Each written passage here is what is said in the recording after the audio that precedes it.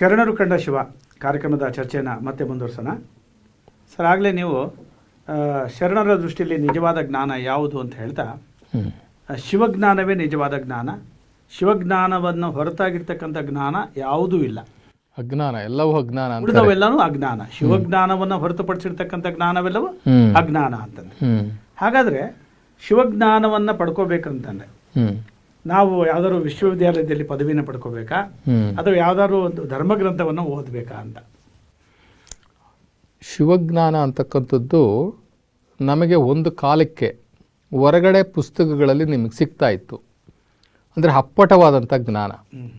ಅಪ್ಪಟ ಜ್ಞಾನವನ್ನೆಲ್ಲವೂ ಕೂಡ ಇವತ್ತು ಬರಹಗಾರರು ಏನು ಮಾಡಿದ್ದಾರೆ, ಅವ್ರದ್ದೇ ಆದಂಥ ರೀತಿಯಲ್ಲಿ ಅದನ್ನು ಭಾಷಾಂತರ ಮಾಡಲಿಕ್ಕೆ ಹೋಗ್ಬಿಟ್ಟು ತಿರ್ಚಿದ್ದಾರೆ ಅಂತ ಹೇಳ್ಬೋದು. ತಿರ್ಚಿ ಅವರವರ ಮನೋಹಿಚ್ಛೆ ಅದನ್ನು ಬದಲಾಯಿಸ್ಬಿಟ್ಟಿದ್ದಾರೆ. ಇವ್ರಿಗೆ ಏನು ಭಾವನೆಯಲ್ಲಿ ಬಂತು ಅದನ್ನೆಲ್ಲ ಸೇರಿಸ್ಬಿಟ್ಟು ಆ ಮೂಲ ದೈವ ಸ್ವರೂಪ ಏನಿತ್ತು, ಶಿವತತ್ವ ಏನಿತ್ತು, ಆ ಶಿವತತ್ವವನ್ನು ತಿರುಚಿಬಿಟ್ಟಿದ್ದಾರೆ. ಹೀಗಾಗಿ ನಮಗೆ ಹೊರ ಜಗತ್ತಿನಲ್ಲೇ ಇವತ್ತಿನ ಲೌಕಿಕ ಜಗತ್ತಿನ ಪುಸ್ತಕಗಳಲ್ಲಿ, ವಿಶ್ವವಿದ್ಯಾನಿಲಯಗಳಲ್ಲಿ ನಿಮಗೆ ಶಿವನ ಯಥಾರ್ಥ ಜ್ಞಾನ ಸಿಗೋದು ಸ್ವಲ್ಪ ಕಷ್ಟ. ಶಿವತತ್ವ ಹೊರತುಪಡಿಸಿ ಸ್ವತತ್ವ ಬಂದ್ಬಿಟ್ಟಿದೆ. ಒರಿಜಿನಾಲಿಟಿ ಅಂತ ಹೇಳ್ತೀವಲ್ಲ, ಒರಿಜಿನಲ್ ಶಿವತತ್ವ ನಿಮಗೆ ಸಿಗೋದು ಕಷ್ಟ. ನೀವು ಯಾವುದೇ ಪುಸ್ತಕಗಳು ತಗೊಳ್ಳಿ, ಯಾವುದೇ ಒಂದು ಗ್ರ್ಯಾಜುಯೇಷನ್ಗೆ ಹೋಗ್ರಿ, ಯೂನಿವರ್ಸಿಟಿಗೆ ಹೋಗಿ ಎಲ್ಲಿ ಹೋದ್ರೂ ಕೂಡ ಶಿವ ಅಂದರೆ ನಿಮಗೆ ಪಾರ್ವತಿಪತಿ ಶಿವ ಅಂತ ತೋರಿಸ್ತಾರೆ ಹೊರತು ನಿಮ್ಮನ್ನು ನಿರಾಕಾರ ತತ್ವ ಕರ್ಕೊಂಡೋಗಲ್ಲ. ಶಿವ ಅಂದರೆ ನಿರಾಕಾರನಪ್ಪ, ಅವನು ಜ್ಯೋತಿ ಸ್ವರೂಪನಪ್ಪ ಅಂತ ಹೇಳಿಬಿಟ್ಟು ಯಾರೂ ನಿಮಗೆ ಹೇಳಲಿಕ್ಕೆ ಬರೋದಿಲ್ಲ. ಅವರು ಮೊದಲು ಹೇಳೋದು ಏನು ಅಂತಂದರೆ ವ್ಯಕ್ತಿ ಶಿವನತ್ತ ಕರ್ಕೊಂಡೋಗ್ಬಿಟ್ಟು ನಿಮ್ಮನ್ನು ಬಿಟ್ಬಿಡ್ತಾರೆ. ಅದರಿಂದ ಹೊರ ಜಗತ್ತಿನಲ್ಲಿ ನಿಮಗೆ ಸಿಕ್ಕೋದಿಲ್ಲ. ಅದ್ರ ಬದಲು ನೀವು ಏನು ಮಾಡ್ಬೋದು ಅಂತಂದರೆ ಶರಣರ ವಚನಗಳನ್ನು ಶರಣ ಸಾಹಿತ್ಯ ಹಿಡ್ಕೋಬೋದು ಅಷ್ಟೇ. ಅದು ಶರಣ ಸಾಹಿತ್ಯದಲ್ಲಿ ನೀವು ವಚನಗಳನ್ನೇ ನೇರವಾಗಿ ಓದಬೇಕು, ಅದರ ಭಾಷಾಂತರ ಓದಬಾರ್ದು. ನಮ್ಮಲ್ಲೂ ಕೂಡ ಕೆಲವು ಪ್ರಕ್ಷುಬ್ಧ ಆಗಿದ್ದಾವೆ. ಅಂದರೆ ಸಂಸ್ಕೃತದಲ್ಲಿರ್ತಕ್ಕಂಥ ಶ್ಲೋಕಗಳನ್ನು ಭಾಷಾಂತರ ಯಾಕೆ ಮಾಡಿದ್ರು ಹಾಗೆ ಅಪಭ್ರಂಶ ಆಗಿದೆಯೋ ಹಾಗೆ ನಮ್ಮಲ್ಲೂ ಕೂಡ ಈ ವಚನಗಳನ್ನು ತರ್ಜುಮೆ ಮಾಡುವಂಥ ಸಂದರ್ಭದಲ್ಲಿ ಅವರಿಗೆ ಆ ಮಟ್ಟಕ್ಕೆ ಹೋಗಿ ಅರ್ಥ ಮಾಡ್ಕೊಳಕ್ಕಾಗಿಲ್ಲ. ಅನುಕೂಲ ತಕ್ಕಂತೆ ಮಾಡ್ಕೊಂಡು ಹೋಗ್ಬಿಟ್ಟಿದೆ. ಕೆಲವು ಉದಾಹರಣೆಗೆ ಹೇಳಬೇಕು ಅಂತಂತಂದರೆ, ಅಲ್ಲಮ ಪ್ರಭುಗಳು ವ್ಯಕ್ತಿ ಪೂಜೆ ಒಪ್ತಾರಾ? ಇಲ್ಲ, ಒಪ್ಪಲ್ಲ. ಮೂರ್ತಿ ಪೂಜೆ ಒಪ್ತಾರಾ? ಇಲ್ಲ, ಒಪ್ಪಲ್ಲ. ಒಂದು ವಚನದಲ್ಲಿ ಅಲ್ಲಮಪ್ರಭು ವಚನದಲ್ಲಿ ಹೇಳ್ತಾರೆ, 3 ಲೋಕದವರಿಗೆ ಬಸವಣ್ಣನೇ ದೇವರು ಅಂತ ಒಂದು ವಚನ ಹೇಳ್ತದೆ. 3 ಲೋಕದವರಿಗೆ ಅಂದರೆ ಸ್ವರ್ಗ, ಮರ್ತ್ಯ, ಪಾತಾಳ, 3 ಲೋಕದವರಿಗೆ ಬಸವಣ್ಣನೇ ದೇವರು ಅಂತ ಹೇಳ್ಬಿಟ್ಟು ಒಂದು ವಚನದಲ್ಲಿ ಅಲ್ಲಮಪ್ರಭು ಹೇಳ್ತಾರೆ. ಇದು ನಾವು ಒಪ್ಲಿಕ್ಕೆ ಸಾಧ್ಯನಾ? ಒಪ್ಪಿಲ್ಲ. ಮೂರ್ತಿ ಪೂಜೆ ಒಪ್ಪಿಲ್ಲ, ವ್ಯಕ್ತಿ ಪೂಜೆ ಒಪ್ಪಿಲ್ಲ ಅಲ್ಲವ್ರ. ಅವ್ರು ಒಪ್ಪಿರೋದೇನು? ನಿರಾಕಾರ ತತ್ವ ಶಿವ. ಇಲ್ಲಿ 3 ಲೋಕದವರಿಗೆ ಬಸವಣ್ಣನೇ ದೇವರು ಅಂತ ವಚನ ಬರೀಲಿಕ್ಕೆ ಸಾಧ್ಯನಾ? ಇಲ್ಲ. ಮತ್ತೆ ಅಲ್ಲಿ ಏನು ತಪ್ಪಾಗಿರ್ಬೋದು? ಅಂದ್ರೆ ನಮ್ಮ ಅನುಕೂಲ ತಕ್ಕಂತೆ ಆ ಒಂದು ವಚನ ಅಲ್ಲಿ ಏನು ಬರೆದ್ರು ಅಂತಂದ್ರೆ, 3 ಲೋಕದವರಿಗೆ ಬಸವಣ್ಣ ನೇ ದೀರ್ಘ ನೇವತ್ತು ಬಸವಣ್ಣನೇ ದೇವರು ಅಂತ ಪ್ರಿಂಟ್ ಆಗೋಯ್ತು. ಅವಾಗ ಏನಾಗೋಯ್ತು? ಬಸವಣ್ಣ 3 ಲೋಕದವರಿಗೆ ದೇವರು ಅಂತ ಹೇಳ್ಬಿಟ್ಟು ಅಲ್ಲಮಪ್ರಭುಗನೇ ಹೇಳಿದ್ದಾರೆ ಅಂತ ವಾದಕ್ಕೆ ಕೇಳಿದ್ರು ಕೆಲವರು. ನೀವೇನ್ರಿ ಬಸವಣ್ಣ ದೇವರಲ್ಲ ಅಂತ ಹೇಳ್ತೀರಾ? ಬಸವಣ್ಣ ದೇವರು ಅಂತ ಅನ್ನೋದಕ್ಕೆ ಸಾಕ್ಷಿ ಇದೆ ನಮ್ಮ ಹತ್ರ.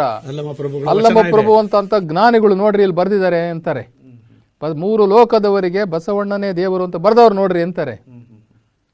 ಅವಾಗ ನಾವು ನೋಡಿದಾಗ ಒಂದು ಸ್ವಲ್ಪ ನಾವು ನಿರಾಕಾರ ತತ್ವದಲ್ಲಿ ಇರೋದ್ರಿಂದ ಅಲ್ಲಿ ಏನಾಯಿತು ಅಂದರೆ ಕಾಗುಣಿತ ತಪ್ಪಾಗಿದೆ. 3 ಲೋಕದವರಿಗೆ ಬಸವಣ್ಣನೇ ದೇವರಲ್ಲ, ಬಸವಣ್ಣನ ನಾವು ಹೋಗ್ಬಿಟ್ಟು ನೇ ಆಗ್ಬಿಟ್ಟೈತೆ. ಬಸವಣ್ಣನ ದೇವರು. ಬಸವಣ್ಣನ ದೇವರು ಯಾವುದು? ಲಿಂಗ. ನಿರಾಕಾರ ಶಿವ, ನಿರಾಕಾರ ಲಿಂಗ.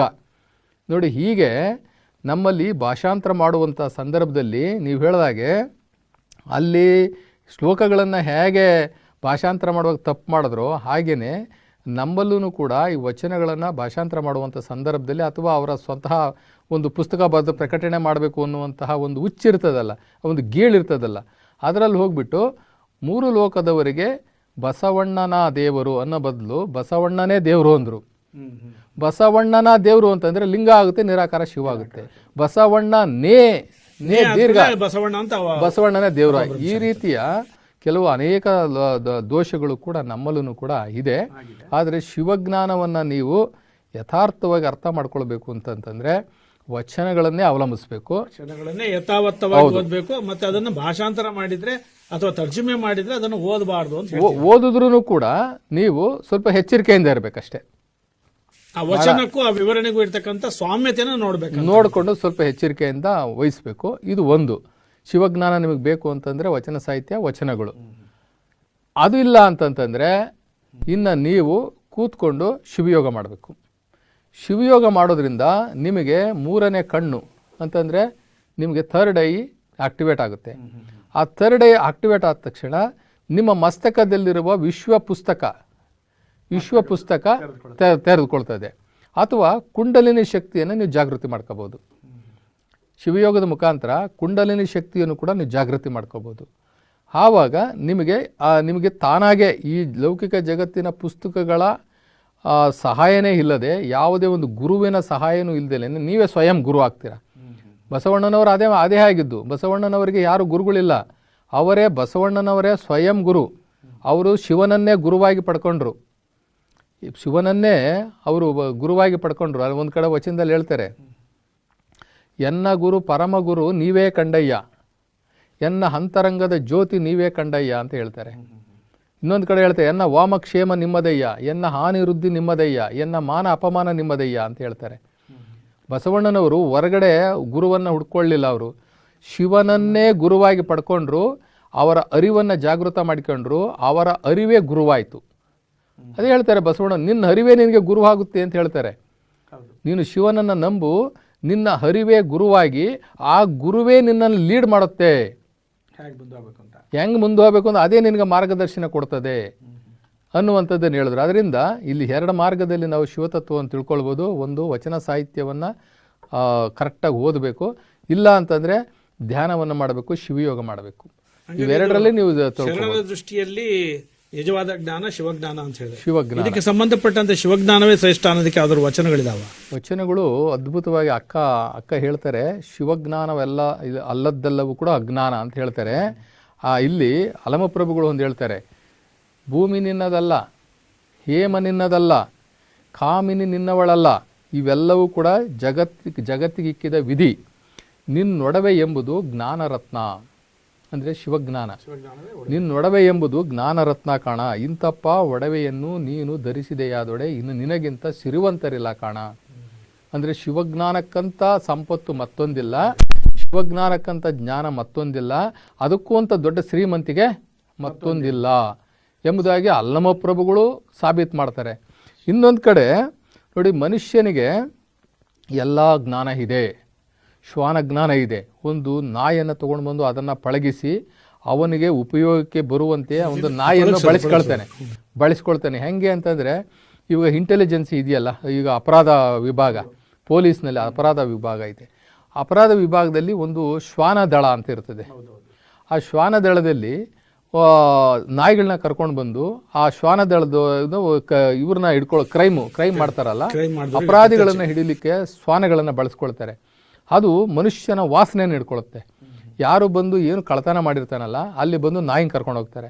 ಆ ನಾಯಿ ಏನು ಮಾಡ್ತದೆ ಅಂದರೆ, ಅಲ್ಲಿ ಯಾವ ವ್ಯಕ್ತಿ ಬಂದು ಕಳ್ಳತನ ಮಾಡಿದ್ನಲ್ಲ ಅಥವಾ ಅಲ್ಲಿ ಏನು ಕೃತ್ಯ ಮಾಡಿದ್ನಲ್ಲ ಅವನ ವಾಸನೆಯನ್ನು ತಗೊಳುತ್ತೆ.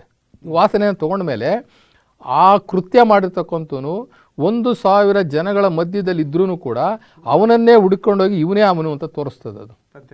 ಈ ರೀತಿ ಮನುಷ್ಯ ಒಂದು ನಾಯಿಯನ್ನು ಪಳಗಿಸಿ ಆ ನಾಯಿಯನ್ನು ತನ್ನ ಒಂದು ಸ್ವಾಧೀನಕ್ಕೆ ತಗೊಂಡು ಅದರಿಂದ ಪ್ರಯೋಜನ ಪಡ್ಕೊಳ್ಳುವಂಥ ಜ್ಞಾನ ಇದೆ. ಆಮೇಲೆ ಗಜಜ್ಞಾನ ಇದೆ ಇವನಿಗೆ, ಮನುಷ್ಯನಿಗೆ. ಅಂಥ ಆ ದೊಡ್ಡ ಆನೆ ಅವನ ಸೊಂಡಲ್ದಷ್ಟೂ ಇಲ್ಲ ಇವನು. ಅಂಥ ಆನೆಯನ್ನು ತೊಗೊಂಡು ಬಂದು ಅದನ್ನು ಪಳಗಿಸಿ ಅದರ ಕೈಲಿ ಇವನು ಕೆಲಸ ಮಾಡಿಸ್ಕೊಂಡು ಇವನು ಉಪಯೋಗಕ್ಕೆ ಅದನ್ನು ಪಡ್ಕೊಳ್ಳುವಂತಹ ಆ ಗಜಜ್ಞಾನವೂ ಇದೆ. ಇನ್ನು ಕುಕ್ಕುಟ ಜ್ಞಾನ, ಕೋಳಿಗಳನ್ನು ಮತ್ತು ಪ್ರಾಣಿ ಪಕ್ಷಿಗಳನ್ನು ಕೂಡ ಇವನು ಬಳಸ್ಕೊಳ್ಳುವಂಥ ಜ್ಞಾನ ಎಲ್ಲವೂ ಇದೆ. ಆದರೆ ಇವನಿಗೆ ಆ ದೈವಜ್ಞಾನ ಇಲ್ಲ, ಅಂದರೆ ಶಿವಜ್ಞಾನ ಇಲ್ಲ. ಆದ್ದರಿಂದ ಏನೇ ಜ್ಞಾನ ಇದ್ರೂ ಕೂಡ ಶಿವಜ್ಞಾನ ಇಲ್ಲದೆ ಇರೋದ್ರಿಂದ ಇವನು ಅಜ್ಞಾನಿ ಅಂತಲೇ ನಾವು ಪರಿಗಣಿಸ್ತೀವಿ ಅಂತ ಅಂದ್ಬಿಟ್ಟು ನಮ್ಮ ಶರಣರು ಅಜ್ಞಾನಿ ಅಂತಲೇ ಹೇಳ್ಬಿಟ್ಟು ಬಸವಣ್ಣವರು ಅಂತಾರೆ.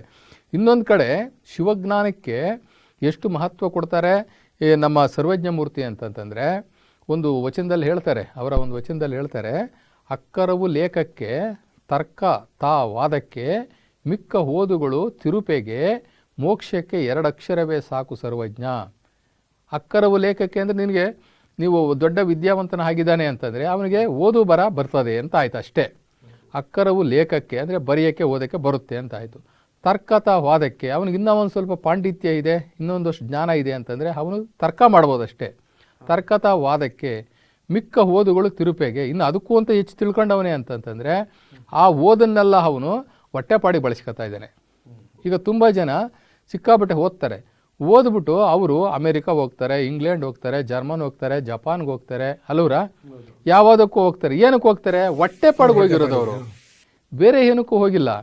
ಅವರು ಓದಿರ್ತಕ್ಕಂಥ ವಿದ್ಯೆಗಳು ಅವ್ರದ್ದು ತೊಗೊಂಡು ಎಲ್ಲ ಸರ್ಟಿಫಿಕೇಟ್ಗಳನ್ನ ತೊಗೊಂಡು ಎಲ್ಲಿ ಹೋದ್ರು ಅಂತಂದರೆ ಹೊಟ್ಟೆಪಾಡಿಗೆ ಹೋದ್ರು. ಎಲ್ಲೋ ಹೋದ್ರು, ಯಾವುದೋ ದೇಶದಲ್ಲೂ ಏನಕ್ಕೆ ಹೋದ್ರು? ಹೊಟ್ಟೆಪಾಡಿಗೆ ಹೋದ್ರು, ಅಲ್ಲಿ ಜೀವನ ಮಾಡೋಕ್ಕೆ ಹೋದ್ರು. ಮಿಕ್ಕ ಓದುಗಳು ತಿರುಪೆಗೆ ಅಂದರೆ ಹೊಟ್ಟೆಪಾಡಿಗೆ.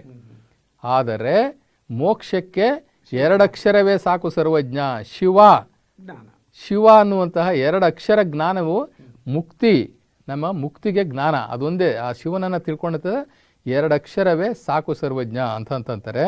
ನಮಗೆ ಇದು ಎಲ್ಲವನ್ನು ಬಿಟ್ಟು ಹೋಗುವಂಥದ್ದು, ಈ ಜ್ಞಾನಗಳೆಲ್ಲವನ್ನು ಬಿಟ್ಟು ಹೋಗುವಂಥದ್ದು. ಜ್ಞಾನ ಇವ್ಯಾವ ನಮ್ಮ ಕೆಲಸಕ್ಕೆ ಬರಲ್ಲ.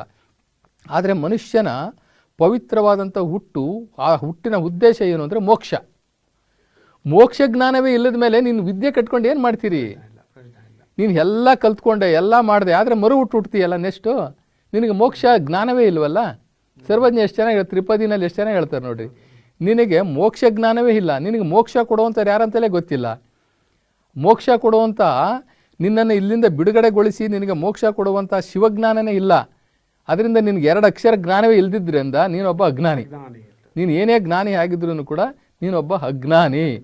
ಅಂದರೆ ನಿನಗೆ ಜ್ಞಾನ ಯಾವುದು ಅಂದರೆ ಮೋಕ್ಷದ ಜ್ಞಾನ. ಮೋಕ್ಷದ ಜ್ಞಾನ ಯಾವುದು? ಶಿವಜ್ಞಾನ.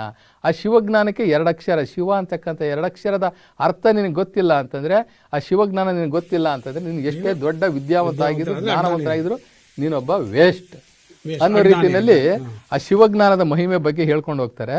ಇನ್ನು ನಮ್ಮ ಅಕ್ಕ ಮಹಾದೇವಿ ಹೇಳ್ತಾಳೆ, ಮರವಿದ್ದು ಫಲವೇನು? ನೆರಳೆಲ್ಲ ದನಕ್ಕ. ಹಸುವಿದ್ದು ಫಲವೇನು? ಹಾಲು ಮೊಸರೇ ಇಲ್ಲ ಅಂದರೆ ಹಸು ಕಟ್ಕೊಂಡು ಏನು ಮಾಡ್ತೀರಾ? ಹಾಲು ಕೊಡಲ್ಲ, ಏನು ಕೊಡಲ್ಲ ಅಂತಂದರೆ ಹಸು ಕಟ್ಕೊಂಡು ಏನು ಮಾಡ್ತೀರಾ? ಇನ್ನು ದನವಿದ್ದು ಫಲವೇನು? ದಯೆ ಇರಬೇಕಲ್ಲ, ಕರುಣೆ ಇರಬೇಕಲ್ಲ. ಒಬ್ರಿಗೆ ದಾನ ಮಾಡಲಿಲ್ಲ, ಒಬ್ಬ ಧರ್ಮ ಮಾಡಲಿಲ್ಲ ಅಂತಂದರೆ ಧನಿಕನಾಗಿದ್ದೇನು ಪ್ರಯೋಜನ? ರೂಪ ಇದ್ದೇನು ಪ್ರಯೋಜನ? ಅವರಿಗೆ ಒಳ್ಳೆಯ ಗುಣನೇ ಇಲ್ಲ, ಸದ್ಗುಣನೇ ಇಲ್ಲ. ಸದ್ಗುಣ ಇಲ್ದವ್ರಿಗೆ ರೂಪ ಇದ್ದೇನು ಫಲ? ನಾನಿದ್ದು ಫಲವೇನು? ಹೇ ಪರಮಾತ್ಮ ನಿರಾಕಾರ ಶಿವ, ನಾನಿದ್ದು ಫಲವೇನು? ನಿನ್ನ ಜ್ಞಾನವಿಲ್ಲದ ಮೇಲೆ, ಭೂಮಿ ಮೇಲೆ ನಿನ್ನ ಜ್ಞಾನವೇ ಇಲ್ಲದ ಮೇಲೆ, ಚನ್ನಮಲ್ಲಿಕಾರ್ಜುನ ನಿನ್ನ ಜ್ಞಾನವೇ ನನಗಿಲ್ಲದ ಮೇಲೆ ನಾನಿದ್ದೇನಪ್ಪ ಪ್ರಯೋಜನ? ಅಂದರೆ ಇಲ್ಲಿ ಶಿವಜ್ಞಾನ ಎಷ್ಟು ಮುಖ್ಯ ಅಂತಂದರೆ, ಶಿವಜ್ಞಾನ ಇಲ್ಲದ ಮೇಲೆ ಭೂಮಿ ಮೇಲೆ ಇರೋಕ್ಕೆ ಲಾಯಕ್ಕಿಲ್ಲ ಅಂತ. ಈ ನರಜನ್ಮನೇ ಸಾರ್ಥಕ ಇಲ್ಲ. ಈ ನರಜನ್ಮ ಸಾರ್ಥಕ ಆಗಬೇಕು ಅಂದರೆ ಶಿವನ 2 ಅಕ್ಷರದ ಮಹಿಮೆ, ಶಿವಜ್ಞಾನ ಅತ್ಯಂತ ಅವಶ್ಯಕ ಅಂತಕ್ಕಂಥದ್ದನ್ನು ಅಕ್ಕಮಹಾದೇವಿ ಇಲ್ಲಿ ಹೇಳ್ತಾ ಇದ್ದಾರೆ. ಇನ್ನೊಂದು ಕಡೆ ಜೇಠದಾಸಿಮನವ್ರು ಹೇಳ್ತಾರೆ, ಇಳೆ ನಿಮ್ಮ ದಾನ, ಬೆಳೆ ನಿಮ್ಮ ದಾನ, ಸುಳಿದು ಸೂಸುವ ವಾಯು ನಿಮ್ಮ ದಾನ, ಸಾಗರವೆಲ್ಲ ನಿಮ್ಮ ದಾನ, ಎತ್ತು ನಿಮ್ಮ ದಾನ, ಬಿತ್ತು ನಿಮ್ಮ ದಾನ, ಎಲ್ಲವನ್ನು ಉಂಡು ಅಂದರೆ ನಿಮ್ಮ ದಾನವನ್ನುಂಡು. ಏ ಶಿವ, ನೀನು ನೋಡು, ಈ ಭೂಮಿ ಇಳೆ ನಿಮ್ಮ ದಾನ ಅಂದರೆ ಭೂಮಿ ನಿಂದು, ಈ ಭೂಮಿ ಮೇಲೆ ಬರ್ತಕ್ಕಂಥ ಬೆಳೆ ನಿಂದು, ಸುಳಿದು ಸೂಸುವ ವಾಯು ನಿನ್ನದು. ನಿಮ್ಮ ದಾನವನ್ನುಂಡು ಅನ್ಯರ ಹೊಗಳುವ ಈ ಕುನ್ನಿಗಳೇನೆಂಬೆ? ನೀನು ಯಾರು ಅಂತಲೇ ಗೊತ್ತಿಲ್ಲ ಇವರಿಗೆ. ಎಲ್ಲ ಬಳಸ್ಕೊತಾ ಇದ್ದಾರೆ, ಬೇರೆ ಎಲ್ಲ ಬಳಸ್ಕೊತಾ ಇದ್ದಾರೆ. ಇವಾಗ ಬಿತ್ತನೆ ಬೀಜ ಕೊಟ್ಟವನು ನೀನು, ರೈತನ ಸಹಾಯಕ್ಕೆ ಎತ್ತನ್ನು ಕೊಟ್ಟವನು ನೀನು. ನಾವ್ಯಾರನ್ನ ಬಿತ್ತನೆ ಬೀಜ ತಂದಿದ್ವಾ? ಎಲ್ಲ ಈ ಭೂಲೋಕದಲ್ಲಿ ಹುಟ್ಟು ಹೋದವರೆಲ್ಲರೂ ಕೂಡ ಬರೀ ಕೈಲಿ ಬಂದು ಬರೀ ಕೈಲಿ ಹೋದವರೆ.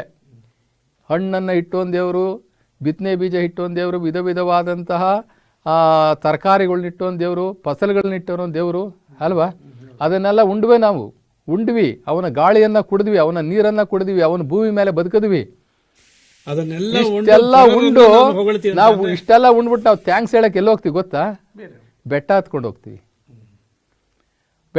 ಹೋಗ್ತೀವಿ, ಟೂರ್ ಹೋಗ್ತೀವಿ. ಆ ಕಾಡಲ್ಲೊಂದು ದೇವ್ರ ಐತೆ ಅಂತ ನಡಿ ಅಂತೀವಿ, ಇಲ್ಲೊಂದು ಇರತ್ತೆ, ಅಲ್ಲಿ ಕಡಲ ತೀರದಲ್ಲಿ ಒಂದು ಐತಂತೆ, ಆ ಬೆಟ್ಟದ ಗುಡ್ಡದ ತಪ್ಪಲ ಕೆಳಗಡೆ ಇನ್ನೊಂದು ಪಕ್ಕದಲ್ಲಿ ಬಲಕ್ಕೆ ತಗೊಂಡ್ರೆ ಅಲ್ಲೊಂದು ತಿರು ಸಿಗ್ದಲ್ಲಿ ಇನ್ನೊಂದು ತಿರುಸಿ ಅಲ್ಲೊಂದು ದೇವರೈತೆ. ಥ್ಯಾಂಕ್ಸ್ ಹೇಳಕ್ಕೆ ಅಲ್ಲಿಗೆ ಹೋಗ್ತಾರೆ. ತಿಂದಿದ್ದು ಇವ್ರಿಗೆ ಗೊತ್ತೇ ಇಲ್ಲ, ಯಾರು ತಿಂದ್ವಿ ಯಾರು ಉಂಡ್ವಿ ಅನ್ನೋದು ಗೊತ್ತೇ ಇಲ್ಲ. ಇಲ್ಲಿ ಹೆಂಗೆ ಅಂತಂತಂದರೆ, ಒಂದು 25-30 ವರ್ಷ ಒಂದು ಮನೆಯಲ್ಲಿ ನಾವು ಲೀಸ್ಗಿರ್ತೀವಿ ಅಥವಾ ಬಾಡಿಗೆಗಿರ್ತೀವಿ ಅಂತ ಇಟ್ಕೊಳ್ಳಿ, ಯಾವುದೋ ಒಂದು ಮನೆಗೆ. ಆದರೆ ಒಂದಿನ ನಾವು ಎಲ್ಲೋ ಕೇಳ್ತೀವಿ, ಯಾರೋ ಒಬ್ರು ಕೇಳ್ತಾರೆ, ನಿಮಗೆ ಎಲ್ಲಿದ್ದೀರಪ್ಪ, ಇಂಥ ದಿನ ಇದ್ದೀರಾ, ಎಷ್ಟು ವರ್ಷದಿಂದ ಇದ್ದೀರಾ, 25 ವರ್ಷದಿಂದ ಇದ್ದೀರಾ ಅಂತ ಹೇಳ್ತೀರಾ. 25 ವರ್ಷದಿಂದ ಒಂದೇ ಮನೇಲಿ ಇದ್ದೀರಾ? ಒಂದೇ ಮನೇಲಿ ಇದ್ದೀವಿ. ಹಂಗಾರೆ ಅವ್ರು ಯಾರೋ ಓನರ್ ತುಂಬ ಒಳ್ಳೆಯವ್ರು ಇರಬೇಕು, ನಿಮಗೆ ತುಂಬ ಅಡ್ಜಸ್ಟ್ ಆಗಿರ್ಬೇಕು ನಿಮಗೆ ಅಂತ ನಿಮ್ಗೆ ಕೇಳ್ತಾರೆ. ಅವಾಗ ನೀವು ಹೇಳ್ತೀರಾ, ಇಲ್ಲ ಆ ಓನರ್ ಯಾರು ಅಂತೆಲ್ಲ ನಮಗೆ ಗೊತ್ತಿಲ್ಲ. ನೋಡ್ರಿ, 25 ವರ್ಷ ಒಂದೇ ಮನೆಯಲ್ಲಿ ಇದ್ದು ನೀವು ಆ ಓನರ್ ವಿವರನೇ ಗೊತ್ತಿಲ್ಲ. ಹಾಗೆ ನಾವು ಈ ಭೂಮಿ ಅಂತಕ್ಕಂಥ ಆ ಓನರು, ನಿಮ್ಮನ್ನ ಸೃಷ್ಟಿ ಮಾಡಿರ್ತಕ್ಕಂಥ ಆ ಓನರ್ ಮನೆಯಲ್ಲಿ ಇದ್ಕೊಂಡು ಅವನ ಬಗ್ಗೆನೇ ಗೊತ್ತಿಲ್ಲ ನಮಗೆ. ಎಲ್ಲ ಅವಂದು ಉಂಡು ತಿಂದು ನಾವು ಥ್ಯಾಂಕ್ಸ್ ಹೇಳೋದಕ್ಕೆ ನಾವೇ ಸೃಷ್ಟಿ ಮಾಡ್ಕೊಂಡಿರ್ತಕ್ಕಂಥ ದೇವ್ರುಗಳಿಗೆ ಬಸ್ ಚಾರ್ಜ್ ಇಕ್ಕೊಂಡು ಹೋಗ್ತೀವಿ. ಕುಂತಿತ್ತಲ್ಲ ನೆನೆಸ್ಕೊಳ್ಳುವಂಥದ್ದು ನೆನೆಸ್ಕೊಂಡ್ರೆ ತಕ್ಷಣ ನೆನೆದವರ ಮನೆಯಲ್ಲಿ ಶಿವ ಎಂದು ಕರೆದರೆ ಓ ಅಂತಾನಂತೆ, ನಂಬಿ ಕರೆದರೆ ಓ ಎನ್ನನೇ ಶಿವನು ಅಂತಾರೆ ನಮ್ಮ ಶರಣರು. ನಂಬಿ ಕರೆದರೆ ಓ ಎನ್ನನೇ ಶಿವನು. ಅವನು ಇರೋದೇ ಗೊತ್ತಿಲ್ವಲ್ಲ, ಇವ್ನು ಕರೆಯೋದಿಲ್ಲಿಂದ ಬಂತು. ಅವನ್ನ ನಂಬಿ ಅವನು ಇದ್ದಾನೆ ಅಂತ ಹೇಳ್ಬಿಟ್ಟು ಕರೆದ್ರೆ ಸಾಕಂತೆ ಓ ಅಂತಾನಂತೆ ಅವನು. ನಮ್ಮ ಶರಣರು ಹೇಳ್ತಾರೆ, ಅವನು ಇರುವಿಕೆನೇ ನಮಗೆ ಗೊತ್ತಿಲ್ಲ, ನಂಬರು ನೆಚ್ಚರು ಬರಿದೇ ಕರೆಯುವರು. ಅವನು ನಂಬೋದೇ ಇಲ್ಲ, ಅವನು ದೇವ್ರಿದ್ದಾನೆ ಅನ್ನೋದು ನಂಬಿಕೆ ಇಲ್ಲ, ಅವನು ಒಬ್ಬನೇ ಇದ್ದಾನೆ ಅನ್ನೋದು ನಂಬಿಕೆ ಇಲ್ಲ. ಅವನ ಭೂಮಿ ಮೇಲೆ ಅವನ ಮನೆಯಲ್ಲಿ ಬದುಕ್ತಾ ಇದ್ದೀವಿ, ಅವನ ಮಹಾಮನೆಯಲ್ಲಿ ಬದುಕ್ತಾ ಇದ್ದೀವಿ ಅನ್ನೋ ಅರಿವೇ ನಮಗಿಲ್ಲ. ಹಿಂಗಿರುವಾಗ ಅವನನ್ನು ನಂಬೋದು ಇಲ್ಲಿಂದ ಬಂತು, ಅವನಿಗೆ ನಾವು ಅರ್ಪಣೆ ಆಗೋದು ಇಲ್ಲಿಂದ ಬಂತು. ಅದರಿಂದ ಜ್ಞಾನಗಳಲ್ಲಿ ಎಲ್ಲ ಶ್ರೇಷ್ಠವಾದಂಥ ಜ್ಞಾನ ಅಂದರೆ ಶಿವಜ್ಞಾನ. ಶಿವಜ್ಞಾನವನ್ನು ಹರಿಯದ ಜ್ಞಾನವೆಲ್ಲವೂ ಅಜ್ಞಾನ. ನಮ್ಮ ಶರಣರ ಶಿವಜ್ಞಾನ ಒಂದೇ ಪರಮಪ್ಪ ಜ್ಞಾನ. ಅದೇ ಅಲ್ಲಮ ಪ್ರಭುಗಳು ಇನ್ನೊಂದು ಕಡೆ ಹೇಳ್ತೇವೆ, ಲಿಂಗವನ್ನು ಅರಿಯದೆ ಏನನ್ನರಿತರೂ ಫಲವಿಲ್ಲ. ಲಿಂಗವನ್ನು ಅರಿಯದೆ ಏನನ್ನರಿತರೂ ಫಲವಿಲ್ಲ ಅಂದರೆ ಲಿಂಗ ಅಂದರೆ ಶಿವ, ನಿರಾಕಾರ ಶಿವ. ಲಿಂಗವನ್ನು ಅರಿಯದೆ ಏನನ್ನರಿತರೂ ಫಲವಿಲ್ಲ. ಲಿಂಗವನ್ನು ಹರಿತ ಬಳಿಕ ಇನ್ನೇನರಿತರೂ ಫಲವಿಲ್ಲ. ಎಂತ ಅದ್ಭುತ ಮಾತು. ಲಿಂಗವನ್ನು ಅರಿಯದೆ ಏನನ್ನರಿತರೂ ಫಲವಿಲ್ಲ. ಲಿಂಗವನ್ನು ಅರಿತ ಬಳಿಕ ಮತ್ತಿನ್ನೇನು ಅರಿತರೂ ಫಲವಿಲ್ಲ. ನಿನಗೆ ಪರಮಾತ್ಮ ಶಿವ ಗೊತ್ತಾದ್ನಾ, ಮುಗ್ದೋಯ್ತು, ನೀನೇನು ತಿಳ್ಕೊಳಕ್ ಹೋಗ್ಬೇಡ. ನಿನಗೆ ಪರಮಾತ್ಮ ಶಿವ ಗೊತ್ತಿಲ್ವಾ, ನೀನೇನು ತಿಳ್ಕೊಂಡ್ರು ವೇಸ್ಟ್.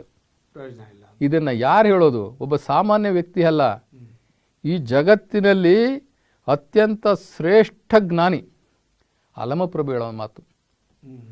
ಹೀಗೆ ಶಿವಜ್ಞಾನ, ಅದರ ಮುಂದೆ ಮತ್ತೊಂದು ಜ್ಞಾನ ಇಲ್ಲ. ಒಳ್ಳೆ ಮಾತು ಹೇಳಿದ್ರಿ. ಶಿವಜ್ಞಾನವನ್ನು ಪಡ್ಕೋಬೇಕು ಅಂದರೆ ನಾವು ಒಬ್ಬ ಸಾಮಾನ್ಯ ಮನುಷ್ಯರು ವಚನ ಜ್ಞಾನವನ್ನು ಪಡೆಯೋದ್ರ ಮೂಲಕ ಶಿವಜ್ಞಾನಕ್ಕೆ ಪ್ರಯತ್ನ ಪಡಬಹುದು. ಹೌದು. ಒಂದು ವೇಳೆ ಅದು ಶಿವಜ್ಞಾನಕ್ಕೆ ಅದು ವಚನಗಳ ಮೂಲಕ ಸಾಧ್ಯ ಇಲ್ಲ ಅಂದಾಗ ತಮ್ಮನ್ನ ಅರಿಯುವುದರ ಮೂಲಕ, ತಮ್ಮನ್ನು ತಾವು ಅರಿಯೋದ್ರ ಮೂಲಕ ಅರಿವನ್ನ ಗುರುವಾಗಿ ಮಾಡಿಕೊಂಡು ಜ್ಞಾನವನ್ನು ಶಿವಜ್ಞಾನವನ್ನು ಪಡ್ಕೊಳ್ಳೋಕೆ ಮುಂದಾಗಬೇಕು. ಹೌದು. ಇಲ್ಲಿ ಬೇರೆ ಯಾವುದೇ ವಿಶ್ವವಿದ್ಯಾಲಯದ್ದು ಖಂಡಿತ ಇಲ್ಲ, ಗ್ರಂಥಗಳ ಅವಶ್ಯಕತೆನೇ ಇಲ್ಲ. ನೋಡಿ, ಇದುವರೆಗೆ ನಮ್ಮ ಈ ಜಗತ್ತಿಗೆ ಬೋಧನೆ ಮಾಡಿರ್ತಕ್ಕಂಥ ಋಷಿ ಮುನಿಗಳು, ದಾರ್ಶನಿಕರು, ಪ್ರವಾದಿಗಳು ಯಾವ ಯೂನಿವರ್ಸಿಟಿನಲ್ಲಿ ಓದಿಲ್ಲ, ಯಾವ ಪುಸ್ತಕಗಳು ರೆಫರ್ ಮಾಡಿಲ್ಲ. ಅವರು ಲೌಕಿಕ ವಿದ್ಯೆ ಅವ್ರಿಗೆ ಗೊತ್ತೇ ಇಲ್ಲ. ಅವರು ಧ್ಯಾನದ ಮುಖಾಂತರ ಅವರ ಒಂದು ಮೂರನೇ ಕಣ್ಣನ್ನು ಜಾಗೃತ ಮಾಡಿಕೊಂಡು ಅವರು ಜ್ಞಾನೋದಯವನ್ನು ಪಡೆದು ಆ ಜ್ಞಾನೋದಯದ ತತ್ವಗಳನ್ನು ಜಗತ್ತಿಗೆ ಕೊಟ್ಟಿದ್ದಾರೆ. ಆ ಜ್ಞಾನದ ಬೆಳಕನ್ನು ಜಗತ್ತಿಗೆ ಕೊಟ್ಟಿದ್ದಾರೆ. ಹೊರತು ಈ ಮನುಷ್ಯ ಬರೆದಂಥ ಪುಸ್ತಕಗಳಿಂದ ಯಾರು ಜ್ಞಾನ ಪಡ್ಕೊಂಡಿಲ್ಲ. ಹಂಗಂತಂದ್ಬಿಟ್ರೆ ಎಲ್ಲರೂ ಅಲ್ಲೇ ಹೋಗೋಕ್ಕಾಗಲ್ಲ. ಆದರೆ ಶಿವಜ್ಞಾನ ಇವಾಗ ಏನಾಗಿದೆ ಅಂದರೆ, ನಿಮಗೆ ಯಥಾವತ್ತಾಗಿ ಶಿವಜ್ಞಾನದ ಪುಸ್ತಕಗಳು ನಿಮಗೆ ಸಿಗ್ತಾ ಇಲ್ಲ. ಎಲ್ಲ ಪಾರ್ವತಿಪತಿ ಶಿವ ಅಂತ ಹೇಳ್ಬಿಟ್ಟು ಅನ್ನೋ ಪುಸ್ತಕಗಳು ನಿಮಗೆ ಸಿಗ್ತವೆ. ಅದೇ ಇವಾಗ ವಚನಕಾರರು ನಮ್ಮ ಶಿವಶರಣರು ನೀಡಿರ್ತಕ್ಕಂಥ ವಚನಗಳನ್ನು ಅಷ್ಟು ಮಾತ್ರ ಓದ್ಕೋಬೇಕು. ನಾವು ಯಥಾವತ್ತಾಗಿ ಓದೋದ್ರ ಮೂಲಕ ಅದರ ಶಿವಜ್ಞಾನವನ್ನು ಪಡ್ಕೋಬಹುದು. ನಾವು ವಿಮರ್ಶೆ ಮಾಡ್ಕೋಬೇಕು. ವಿಮರ್ಶೆ ಮಾಡ್ಕೊಂಡು ಅದರ ಬಗ್ಗೆ ತಿಳ್ಕೊಂಡಾಗ ಮಾತ್ರ ಶಿವಜ್ಞಾನದ ಹಾದಿಗೆ ಹಿಡಿದು ನಿಮಗೆ ಅಪ್ಪಟ ಜ್ಞಾನ ಸಿಗುತ್ತೆ. ಇಲ್ಲಿ ಮತ್ತೆ ಒಂದು ಪ್ರಶ್ನೆ ಹೇಳಬೇಕು ಅಂತಾರೆ. ಶಿವಜ್ಞಾನದ ಬಗ್ಗೆ ತುಂಬಾ ವಿವರವಾಗಿ ಹೇಳಿದ್ರಿ. ಯಾಕಂದ್ರೆ ನಮ್ಮ ವೀಕ್ಷಕರು ನಾವು ಹೇಗೆ ಶಿವಜ್ಞಾನವನ್ನು ಪಡಿಬೇಕು ಅನ್ನೋ ಒಂದು ಜಿಜ್ಞಾಸೆಯಲ್ಲಿ ಇದ್ದಿದ್ದೇ ಆಗಿದ್ರೆ ಅವರಿಗೆ ಒಂದು ಸ್ಪಷ್ಟವಾದ ಒಂದು ಉತ್ತರ ಸಿಕ್ಕಿದೆ ಈ ಕಾರ್ಯಕ್ರಮದ ಮೂಲಕ. ಇಲ್ಲಿ ಇವಾಗ ಆದಿಯಲ್ಲಿ ಭಾರತೀಯರು ಯಾವ ದೇವರನ್ನು ಪೂಜೆ ಮಾಡ್ತಿದ್ರು ಅಂತೀರ? ಆರಂಭದಲ್ಲಿ ಆಗಲೇ ನಾವು ಮೊದಲನೇ ಎಪಿಸೋಡಲ್ಲಿ ಹೇಳಿದ್ವಿ, ಇದು ವೈದಿಕ ಹೌದು ಸಂಸ್ಕೃತಿಯಲ್ಲಿ ಹೌದು. ಇದು. ಆ, ನಾವು ಶೈವರು ಆದಿಯಲ್ಲಿ ಅಂತಂತಂದ್ರೆ ಮೂಲದಲ್ಲಿ ಮೂಲ ಅಂತಂದಾಗ ನಮಗೆ ಮನುಷ್ಯನಿಗೆ ಯಾವಾಗ ತಿಳುವಳಿಕೆ ಬಂತು ಅಲ್ಲಿಗೆ ಹೋಗ್ಬೇಕಾಯ್ತು ನಮಗೆ. ಹೌದೌದು. ತಿಳುವಳಿಕೆ ಬಂದಾಗ ಯಾವ ಜನಾಂಗ ಇದ್ರು, ಯಾವ ಪಂಗಡ ಇತ್ತು, ಯಾವ ಸಂಸ್ಕೃತಿಯ ಜನ ಇದ್ರು ಅಲ್ಲಿಗೆ ಹೋಗ್ಬೇಕಾಗತ್ತೆ ನಾವು ಮೂಲ ಅಂತಂದಾಗ ಅಲ್ವರಾ? ಆರ್ಯರ ಕಾಲಕ್ಕೆ ಹೋಗ್ಬೇಕಾತ ನಾವು ಇಲ್ಲ, ದ್ರಾವಿಡರ ಕಾಲಕ್ಕೆ ಹೋಗ್ಬೇಕಾಗತ್ತೆ. ಹಾ. ದ್ರಾವಿಡರ ಕಾಲಕ್ಕೆ ಹೋಗ್ಬೇಕಾಗತ್ತೆ. ಆರ್ಯರು ನಂತರ ಬಂದಿದ್ದು ನಮ್ಮ ಭಾರತ ದೇಶಕ್ಕೆ. ಆದರೆ ಭಾರತ ದೇಶದ ಮೂಲಿಗರು ಬಂದ್ಬಿಟ್ಟು ದ್ರಾವಿಡರು, ಅರ್ಥಾತ್ ಶೈವರು. ಈಗ ಶೈವರಿಗೆ ಅವರಿಗೆ ಒಂದು ಅರಿವು ಅಂತ ಬರ್ತದೆ ನೋಡ್ರಿ. ಅರಿವೇ ಗುರು, ಅರಿವೇ ದೇವರು. ಒಬ್ಬ ಮನುಷ್ಯನಿಗೆ ಒಂದು ಯೋಚನೆ ಮಾಡುವಂತಹ ಒಂದು ಅರಿವು ಬಂದಿದೆ ಅಂತಂದರೆ ಅದರ ಅರ್ಥ ಏನು ಅಂತಂದರೆ ಅವನು ಜ್ಞಾನದ ಲೆವೆಲಿಗೆ ಬಂದಿದ್ದಾನೆ ಅಂತ ಆಯಿತು. ಆವಾಗ ಅವರು ದೇವರು ಒಬ್ಬ ಅಂತ ಇದ್ದಾನೆ, ಒಂದು ಶಕ್ತಿ ಇದೆ ಅಂತ ಹೇಳಿ ತೀರ್ಮಾನಕ್ಕೆ ಬಂದು ಅದಕ್ಕೆ ಒಂದು ಶಿವ ಅಂತ ಕರೆದು, ಆ ಶಿವಶಕ್ತಿ ಅಂತ ಕರೆದು ಆ ನಿರಾಕಾರ ಶಿವನನ್ನು ಧ್ಯಾನ ಮಾಡೋದ್ರ ಮುಖಾಂತರ ಕನೆಕ್ಟ್ ಮಾಡ್ಕೊಳ್ಳೋಕೆ ಶುರು ಮಾಡಿದ್ರು. ನೋಡಿ, ಧ್ಯಾನ ಅಂತಕ್ಕಂಥದ್ದು ಒಂದು ಇಂಟರ್ನೆಟ್ ಇದ್ದ ಹಾಗೆ. ಅಂದ್ರೆ ನಾವು ಪುಸ್ತಕದಲ್ಲಿ ಓದಿದ ಪ್ರಕಾರ ಆದಿಯಲ್ಲಿ ಮನುಷ್ಯನಿಗೆ ದೇವರ ಪರಿಕಲ್ಪನೆ ಬಗ್ಗೆ ಅರಿವಿರಲಿಲ್ಲ. ಹಾಗಾಗಿ ಪ್ರಕೃತಿಯನ್ನೇ ಮತ್ತೆ ಪ್ರಕೃತಿಯಲ್ಲಿ ಕಾಣ್ತಕ್ಕಂಥ ಕೆಲವು ವೈಚಿತ್ರಗಳನ್ನೇ ಅವನು ದೇವರಾಗಿ ಪೂಜೆ ಮಾಡ್ತಾ ಇದ್ದ, ಸೂರ್ಯ ಚಂದ್ರಗಳನ್ನು ಪೂಜೆ ಮಾಡ್ತಾ ಇದ್ದ. ಇಲ್ಲ, ಅದು ನಂತರದ ಅಜ್ಞಾನದ ದಿನಗಳು. ಅಜ್ಞಾನದ ದಿನಗಳು. ಇದಕ್ಕಿಂತ ಮುಂಚೆ ಮೂಲ ಅವನು ಕರೆಕ್ಟ್ ಆಗಿತ್ತು. ಮೂಲ ಕರೆಕ್ಟ್ ಆಗಿತ್ತು. ನಂತರ ಆ ಒಂದು ನಿರಾಕಾರ ತತ್ವವನ್ನು ಅರ್ಥ ಮಾಡ್ಕೊಳಕ್ ಆಗದೆ ಇರತಕ್ಕಂಥವ್ರು ನಂತರದ ಶತಮಾನಗಳಲ್ಲಿ ದಾರಿ ತಪ್ಪಿರೋದು ಹಾದಿ ತಪ್ಪೋದಕ್ಕೆ ಕಾರಣ ಏನಾದ್ರು ಇದೆಯಲ್ಲ? ಅಜ್ಞಾನ, ಮನುಷ್ಯರ ಅಜ್ಞಾನ. ಜೊತೆಗೆ ಈ ವೈದಿಕ ಸಂಸ್ಕೃತಿಯಲ್ಲಿ ಅಥವಾ ಈ ಆರ್ಯರ ಸಂಸ್ಕೃತಿಯಲ್ಲಿ ಏನಾಗಿದೆ ಅಂದ್ರೆ ಬಹುದೇವೋಪಾಸನೆ ಇದೆ. ಆ ಬಹುದೇವೋಪಾಸನೆಯನ್ನು ನೋಡಿ ಇವರು ಈ ಲಿಂಗಾಚಾರಿಗಳು, ಈ ಶಿವಾಚಾರಿಗಳು ಅಥವಾ ಶೈವರು ಅಂತ ಏನು ಕರಿತೀವಲ್ಲ, ಇವರು ದಾರಿ ತಪ್ಪಿರೋದು. ಅವರನ್ನ ನೋಡ್ಕೊಂಡು ಇವ್ರು ಸ್ಪರ್ಧೆಗೆ ಇಳಿದ್ರು. ಈಗ ಅವನು ಯಾವುದೋ ಒಂದು ಮೂರ್ತಿ ಪೂಜೆ ಮಾಡಿ ಅದಕ್ಕೆ ಅಲಂಕಾರ ಮಾಡಿ ಅದಕ್ಕೆ ಜಾತ್ರೆ ಮಾಡಿ ಅದಕ್ಕೆ ತೇರ್ ಮಾಡಿ ಜನ ಸೇರಿಸಿ ವೈಭವೀಕರಣಗೊಳಿಸಿ ಅದನ್ನ ಅದ್ಭುತವಾಗಿ ಅಲಂಕಾರ ಮಾಡಿ ಜನನ ಅಟ್ರಾಕ್ಷನ್ ಮಾಡ್ತಾ ಇದ್ದಾನೆ ಅಂತಂದಾಗ ನಾನು ಯಾಕೆ ಸುಮ್ಮನೆ ಕೂರ್ಬೇಕು? ನಾನು ಏನೋ ಒಂದು ಇಟ್ಕೋಬೇಕು, ನಾನು ಅದನ್ನ ಅವ್ರಿಗೆ ಪ್ರತಿಸ್ಪರ್ಧಿಯಾಗಿ ನಿಲ್ಬೇಕು, ಅವ್ರಿಗೆ ನಾನೇನ್ ಕಡಿಮೆ, ನಾನು ತೋರಿಸ್ಕೋಬೇಕು, ಅಸ್ಮಿತೆಯನ್ನು ಉಳಿಸ್ಕೋಬೇಕು, ಅಸ್ತಿತ್ವ ತಮ್ಮ ಅಸ್ತಿತ್ವವನ್ನು ಉಳಿಸ್ಕೊಳ್ಬೇಕು, ಆ ಸ್ಪರ್ಧೆಗೆ ಇಳಿಲೇಬೇಕಂತ ಬಂತು. ಈಗ ಮೂಲದಲ್ಲಿ ನಾವು ನಿರಾಕಾರ ತತ್ವವನ್ನ ಶಿವ ಅಂತ ಕರೆದು ಅದಕ್ಕೊಂದು ಲಿಂಗದ ರೂಪವನ್ನ ಕೊಟ್ಟು ಲಿಂಗ ಪೂಜೆ ಮಾಡಲಿಕ್ಕೆ ಶುರು ಮಾಡಿದ್ರಲ್ಲ. ಶುರು ಮಾಡಿದ ಮೇಲೆ ನಂತರದ ಶತಮಾನಗಳಲ್ಲಿ ಇವರೇನು ಮಾಡಿದ್ರು, ಆ ಲಿಂಗ ತತ್ವವನ್ನ ಹುಟ್ಟಾಕ್ದವರು ಪೀಳಿಗೆ ಹೋಯ್ತು. ಇವಾಗ ನಮ್ಮ ಮಠ ಮಂದಿರಗಳು ಹಂಗೆ ಆಗಿರ್ತಕ್ಕಂಥದ್ದು.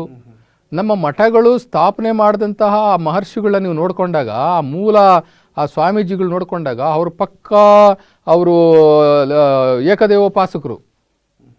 ಇವತ್ತು ಅದೇ ಮಠದಲ್ಲಿ ನೀವು ಹೋಗಿ ನೋಡಿದ್ರೆ 100 ದೇವರುಗಳಿದ್ದಾವೆ. ಇವಾಗ ಹೇಗಾಯಿತು? ಅವರ ಫೌಂಡೇಶನ್ನು ಏಕದೇವೋಪಾಸನೆಯ ನಿರಾಕಾರ ಶಿವತತ್ವದ ಫೌಂಡೇಶನ್ನು. ಆದರೆ ಬೆಳವಣಿಗೆಗಳೇನಾಯಿತು? ವೈಷ್ಣವರು ಬಂದಾಗ ಇವರು ಮೂರ್ತಿ ಪೂಜೆಗೆ ಶುರು ಮಾಡಿದ್ರು. ಹಾಗೆ ನಮ್ಮ ಮೂಲಿಗರು ಶೈವರು ಅಂದರೆ ದ್ರಾವಿಡರು, ಶೈವ ದ್ರಾವಿಡರು ಏನಿದ್ರಲ್ಲ ಅವರು ನಿರಾಕಾರ ತತ್ವದಲ್ಲಿದ್ದರು. ಅನಂತರ ದಿನಮಾನಗಳಲ್ಲಿ ಬರ್ತಾ ಬರ್ತಾ ಬರ್ತಾ ಇವರು ವ್ಯಕ್ತಿ ಪೂಜೆಗೆ ಇಳಿದ್ಬಿಟ್ರು.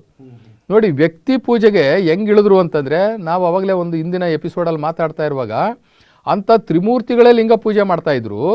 ನಾವು ತ್ರಿಮೂರ್ತಿಗಳು ಪೂಜೆ ಮಾಡ್ತಿದ್ದಂಥ ಲಿಂಗವನ್ನು ಬಿಟ್ಟು ನಾವು ತ್ರಿಮೂರ್ತಿಗಳನ್ನೇ ಪೂಜೆ ಮಾಡ್ತಾ ಇದ್ದೀವಿ. ಈಗ ತ್ರಿಮೂರ್ತಿಗಳನ್ನೇ ಪೂಜೆ ಮಾಡ್ತಾ, ಇದು ನಮ್ಮ ಅಜ್ಞಾನದ. ತ್ರಿಮೂರ್ತಿಗಳನ್ನು ಸೃಷ್ಟಿ ಮಾಡಿದ ಸೃಷ್ಟಿಕರ್ತನಿಗೆ ಪೂಜೆ ಮಾಡಬೇಕೇ ಹೊರತು ನಾವು ಹುಟ್ಟಿ ಸತ್ತವಂತಹ ಇವರನ್ನೇ ನಾವು ಪೂಜೆ ಮಾಡಿಕೊಳ್ತಿದ್ದೀವಿ. ಈಗ ನೋಡಿ, ರಾಮ ಹುಟ್ಟಿ ಸತ್ತ ಮೇಲೆ ರಾಮನ ಪೂಜೆ ಮಾಡಿದ್ವಿ, ಸೀತೆ ಹುಟ್ಟಿ ಸತ್ತ ಮೇಲೆ ಸೀತೆನ ಪೂಜೆ ಮಾಡಿದ್ವಿ, ಕೃಷ್ಣ ಹುಟ್ಟಿ ಸತ್ತ ಮೇಲೆ ಕೃಷ್ಣನ ಪೂಜೆ ಮಾಡಿದ್ವಿ, ಶಂಕರ ಹುಟ್ಟಿ ಸತ್ತ ಮೇಲೆ ಶಂಕರನ್ನ ಪೂಜೆ ಮಾಡಿದ್ವಿ, ಅರ ಹುಟ್ಟಿ ಪೂಜೆ ಅರನ್ನ, ರುದ್ರನ್ನ, ಶಿವನ್ನ, ಶಂಕರನ್ನ ಎಲ್ಲರನ್ನು ಕೂಡ ನಾವು ಇವತ್ತು ಪೂಜೆ ಮಾಡ್ತಾ ಇದ್ವಿ. ಆದ್ರೆ ಅವ್ರು ಏನ್ ಪೂಜೆ ಮಾಡ್ತಾ ಇದ್ರು ಒಂದು ಪ್ರಶ್ನೆ ಅಲ್ವಾ? ಅವ್ರು ಲಿಂಗ ಪೂಜೆ ಮಾಡ್ತಾ ಇದ್ರು. ನಾವ್ಯಾಕ ಲಿಂಗ ಪೂಜೆಯನ್ನ ಬಿಟ್ಟು ಇವ್ರನ್ನೇ ಪೂಜೆ ಮಾಡಕ್ ಶುರು ಮಾಡಿದ್ವಿ? ಆ ಒಂದು ಗೊಂದಲ ಪ್ರಶ್ನೆ ಅಲ್ವಾ ಇದು? ಈ ಪ್ರಶ್ನೆಗೆ ಉತ್ತರ ಏನದು? ಆ ಒಂದು ಗೊಂದಲ ಬರಕ್ಕೆ ಕಾರಣ ಏನಿಲ್ಲ. ಅದೇ ಅಜ್ಞಾನ ಬೆಳೀತಾ ಹೋಗುತ್ತೆ, ಅಜ್ಞಾನ ಬೆಳೀತಾ ಹೋಗುತ್ತೆ. ಕೊನೆಗೆ ನಾವಿವಾಗ ನಮ್ಮ ಅಜ್ಜನ ಪೂಜೆ ಮಾಡ್ತೀವಿ, ಅಜ್ಜಿನೂ ಪೂಜೆ ಮಾಡ್ತೀವಿ ಅಲ್ವರಾ. ಇನ್ನು ನಾವು ಒಡೆದಾಡಿ ಸತ್ರಲ್ಲ ಅವರನ್ನು ಪೂಜೆ ಮಾಡ್ತಾ ಇದ್ದೀವಿ, ಕೊಲೆಗಾರನ್ನು ಪೂಜೆ ಮಾಡ್ತಾ ಇದ್ದೀವಿ. ಇವತ್ತು ಕೆಲವು ದೇವ್ರುಗಳು ನಾವು ಪೂಜೆ ಮಾಡ್ತಾ ಇರ್ತಕ್ಕಂಥ ಕೆಲವು ದೇವ್ರುಗಳು ನನ್ನ ಹೆಸರು ಹೇಳಲ್ಲ, 4-5 ಕೊಲೆ ಮಾಡಿರ್ತಕ್ಕಂಥ ದೇವ್ರುಗಳಿಗೆ ಗುಡಿ ಕಟ್ಟಿ ಪೂಜೆ ಮಾಡ್ತಾ ಇದ್ದೀವಿ. ಹೌದು ಅಲ್ವಾ? ಆಮೇಲೆ ನೀವು ಆತ್ಮ ಶೋಧನೆ ಮಾಡ್ಕೊಳ್ಳಿ. 4-5 ಕೊಲೆಗಳು ಮಾಡಿರ್ತಕ್ಕಂಥವ್ರಿಗೆ ಗುಡಿ ಕಟ್ಟಿ ನಾವು ಪೂಜೆ ಮಾಡ್ತಾ ಇದ್ದೀವಿ ಅಂತಂದರೆ ನಾವು ಆ ನಿರಾಕಾರ ತತ್ವನ ಮರ್ತೇ ಬಿಟ್ಟಿವಿ. ಆ ನಿರಾಕಾರ ಆ ಶಕ್ತಿಯನ್ನು ನಾವು ಮರ್ತೇ ಬಿಟ್ವಿ. ಅಷ್ಟೇ ಅಲ್ಲ, ಇನ್ನು ಸ್ವಲ್ಪ ದಿನಕ್ಕೆ ನಮ್ಮ ಭಾರತ ದೇಶದಲ್ಲಿ ಈ ಫಿಲಿಮ್ ಆಕ್ಟರ್ಗಳಿಗೂ ಕೂಡ ಗುಡಿ ಕಟ್ಟಿ ಪೂಜೆ ಮಾಡೋ ದಿನಗಳೇನು ದೂರ ಇಲ್ಲ. ತಮಿಳುನಾಡಲ್ಲಿ ಕೆಲವು ಅಲ್ಲ, ದೂರ ಇಲ್ಲ, ಅದೂ ಬಂದ್ಬಿಡ್ತದೆ. ಆದರೆ ಈ ಹುಟ್ಟಿ ಸತ್ತಂಥ ಈ ಮನುಷ್ಯರನ್ನ ಪೂಜೆ ಮಾಡುವಂತಹ ಈ ಮನುಷ್ಯ ಹುಟ್ಟಿ ಸಾಯದೇ ಇರುವ ಆ ನಿರಾಕಾರ ಪರಮಾತ್ಮ ಶಿವನನ್ನ ಮರ್ತೇ ಬಿಟ್ಟ. ಜ್ಯೋತಿರ್ಲಿಂಗ ಸ್ವರೂಪಿಯಾಗಿರ್ತಕ್ಕಂಥ ಜ್ಯೋತಿ ಸ್ವರೂಪ ಆಗಿರ್ತಕ್ಕಂಥ ಆ ಪರಮಾತ್ಮ ನಿರಾಕಾರ ಶಿವನನ್ನು ಸಂಪೂರ್ಣವಾಗಿ ಇವನು ಮರ್ತೇ ಬಿಟ್ಟ. ಸರ್, ನನಗೂ ಇಲ್ಲಿ ಒಂದು ಪ್ರಶ್ನೆ ಬರ್ತಾ ಇದೆ, ಇದು ನನ್ನ ವೈಯಕ್ತಿಕವಾಗಿ ಬರ್ತದೆ. ನೋಡಿ, ಈ ಮನುಷ್ಯ ಸೃಷ್ಟಿ ಹೆಂಗೆ ಮಾಡ್ತಾನೆ ಅಂತಂತಂದರೆ, ಈಗ ವೇದವ್ಯಾಸರು ಬರ್ತಾರೆ. ವೇದವ್ಯಾಸರು ಒಂದು ಪುಸ್ತಕವನ್ನು ಕೊಡ್ತಾರೆ, ಮಹಾಭಾರತವನ್ನು ಕೊಟ್ಟರು ಅಲ್ವರಾ. ಅದರಲ್ಲಿ ಬಂದಂತಹ ಪಾತ್ರಗಳು, ಆ ಕಥೆಗಳಲ್ಲಿ ಬಂದಂತಹ ಪಾತ್ರಗಳು ಏನಾಯಿತು, ಕಾಲಾನಂತರದಲ್ಲಿ ಆ ಪಾತ್ರಧಾರರೆಲ್ಲ ದೇವರಾದರು. ಅವರೊಂದು ಕತೆ ಬರೆದ್ರೆ ಅಷ್ಟೇ. ಈಗ ನಮ್ಮಲ್ಲೂ ಕೂಡ ಇವತ್ತವರೆಗೂ ಕತೆ ಬರೀತಾರೆ. ಈಗ ವಾಲ್ಮೀಕಿ ಇವತ್ತು SL ಭೈರಪ್ಪ ಕಣ್ಣಿಗೆ ಕಟ್ಟದಂತಹ ಕೆಲವು ಇದನ್ನ ಸ್ಟೋರಿಗಳನ್ನ ಬರೆದವ್ರೆ. ಈ ಭೈರಪ್ಪ ಕಾಲ ಇನ್ನೊಂದು 10 ಶತಮಾನಗಳು ಹೋದ್ರೆ ಭೈರಪ್ಪಂದು ಈ ಕಥೆಗಳು ಹಿಂಗಿದ್ರೇನೋ ಅಂತ ಹೇಳ್ಬಿಟ್ಟು ಅದನ್ನು ಕೂಡ ಈ ಕಥೆನ ಬಂದಂಥ ಕಥಾನಾಯಕರು ಮುಂದಿನ ದಿನಗಳಲ್ಲಿ ದೇವರಾಗಿಬಿಡ್ತಾರೆ. ಹಂಗೆ ಈಗ ವ್ಯಾಸ ಮಹರ್ಷಿ ಹುಟ್ಟಿ ಬಂದ ಮೇಲೆ ವ್ಯಾಸ ಮಹರ್ಷಿ ಬರೆದಂತಹ ಮಹಾಭಾರತದಲ್ಲಿ ಬರ್ತಕ್ಕಂಥವ್ರು ಎಲ್ಲರೂ ದೇವರಾದರು. ಅವರು ಬಂದ ಮೇಲೆ ಚತುರ್ವೇದಗಳು ಬಂತು. ಆ ಚತುರ್ವೇದಗಳಲ್ಲಿ ಬಂದಂಥದ್ದೆಲ್ಲ ನಿಜ ಆಯಿತು. ಆಮೇಲೆ 6 ಶಾಸ್ತ್ರಗಳು ಉಟ್ಕೊಂಡು 6 ಶಾಸ್ತ್ರಗಳು ಬಂದಿದ್ದೆಲ್ಲ ನಿಜ ಮಾಡಿದ್ರು. 18 ಪುರಾಣಗಳು ಬಂದು ಇವೆಲ್ಲವೂ ಬಂದು ಏನಾಯಿತು ಅಂತಂದರೆ ಏಕದೇವೋಪಾಸನೆಯನ್ನು ಒಡೆದಾಕ್ತು. ಏಕದೇವೋಪಾಸನೆ ನಿರಾಕಾರ ಶಿವನನ್ನು ಒಡೆದಾಕಿದ ಮೇಲೆ ಇವತ್ತು ಏನಾಯಿತು ಅಂತಂದರೆ ಭಾರತ ದೇಶದಲ್ಲಿ 12 ಲಿಂಗಗಳು ಜ್ಯೋತಿರ್ಲಿಂಗಗಳು ಇದ್ರೂ ಕೂಡ ಅವಕ್ಕೆ ಮುಖವಾಡ ಹಾಕಿ ಪಾರ್ವತಿಪತಿ ಶಿವ ಅಂತ ಹೇಳ್ಬಿಟ್ಟು ತೀರ್ಮಾನ ಮಾಡಿಬಿಟ್ರು. ಅಲ್ಲಿಗೆ ಏಕದೇವೋಪಾಸನೆ ನಮ್ಮ ಮೂಲ, ನೀವು ಹೇಳಿದ್ರಲ್ಲ ಮೂಲದಲ್ಲಿ ಏನು ಪೂಜೆ ಮಾಡ್ತಾ ಇದ್ರು ಅಂತ, ಆ ಮೂಲದಲ್ಲಿ ಇದ್ದಂತಹ ಆ ದ್ರಾವಿಡ ಶೈವರು ಏನು ಮಾಡ್ತಾ ಇದ್ರಲ್ಲ ನಿರಾಕಾರ ತತ್ವ ಇವತ್ತು ಸಂಪೂರ್ಣವಾಗಿ ನಾಶವಾಗಿ ಹೋಗಿದೆ. ಎಲ್ಲೋ ಒಂದು ಕಡೆ ಅಲ್ಲೊಂದು ನಮಗೆ ಈ ಕೇಸರಿ ಬಾತ್ ತಿನ್ನುವಾಗ ಅಲ್ಲೊಂದೊಂದು ಗೋಡಂಬಿ ದ್ರಾಕ್ಷಿ ಸಿಗುತ್ತಲ್ಲ, ಹಂಗೆ ಅಲ್ಲೊಬ್ರು ಏಕದೇವೋಪಾಸಕರು ಇವತ್ತು ಕೂಡ ಇದ್ದಾರೆ, ಇಲ್ಲ ಅಂತಲ್ಲ ಇದ್ದಾರೆ. ಸರ್, ಈ ಶರಣರು ಕಂಡ ಶಿವ ಚರ್ಚೆನ ಒಂದು ಸಣ್ಣ ವಿರಾಮದ ನಂತರ ಮತ್ತೆ ಮುಂದುವರ್ಸೋಣ.